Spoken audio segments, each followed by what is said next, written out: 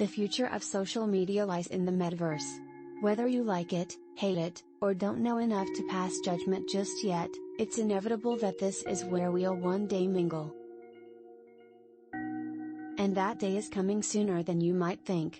Like all new technologies, the metaverse, that vast, amorphous, intangible space, has been touted as a game changer before it's capable of changing the game. It takes time for reality to catch up with the hype. But when we reach that threshold, it will radically change the way we socialize, interact, and gather information about the world around us. So what might a metaverse-based social media look like? And which platform providers will determine the place we'll call our virtual home from home? It's easy to forget that, once upon a time, social media was fun.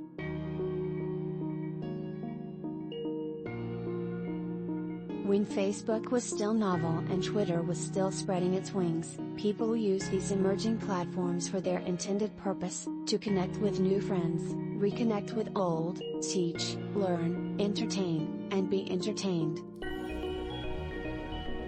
While social media today has vastly improved from a technological perspective, it's also become more divisive.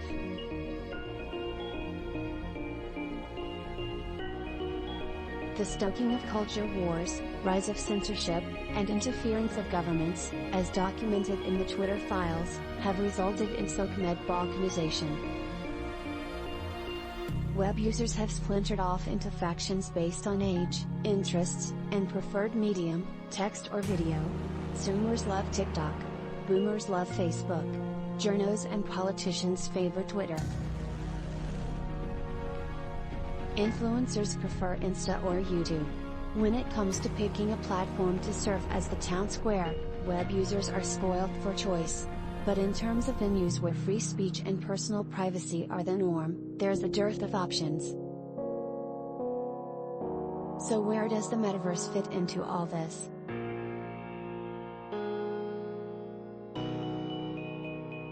If its architects are proven correct, the metaverse will form a digital equivalent of the New World 4 centuries ago, a vast and unexplored land with enough space for all tribes and denominations to live in peace. The challenge of creating a metaverse, or rather metaverses, is being tackled from two sides. On the Web 2 side, we have established social media giants, not least Meta, trying to make inroads into this expanding digital domain. And on the Web 3 side, we have native projects creating the infrastructure that will turn the metaverse into a reality. Projects like Peer and Looking Glass. The former is creating a real-world metaverse that utilizes spatial computing and mixed reality. Think tools like are used to overlay digital objects in physical spaces. Peer has developed the metaverse equivalent of the URL, which it's dubbed UTS, Universal Time Space. This enables the metaverse structure to map to physical space, making it fully persistent.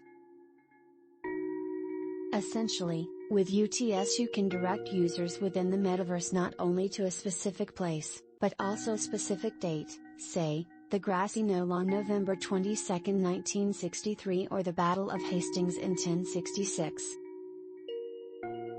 Looking Glass Labs, meanwhile, is developing the architecture that will be utilized within the metaverse, NFTs, virtual galleries, play-to-earn tokenization and smart Web3 monetization models. Combined, these two companies provide the clearest indication yet of what the metaverse may look and feel like and what we'll be able to do when we get there. The internet was around for years before achieving mass adoption. Critical mass isn't reached overnight. Thus, it's expected that the metaverse should appear to be going nowhere in terms of user adoption and viral applications right now.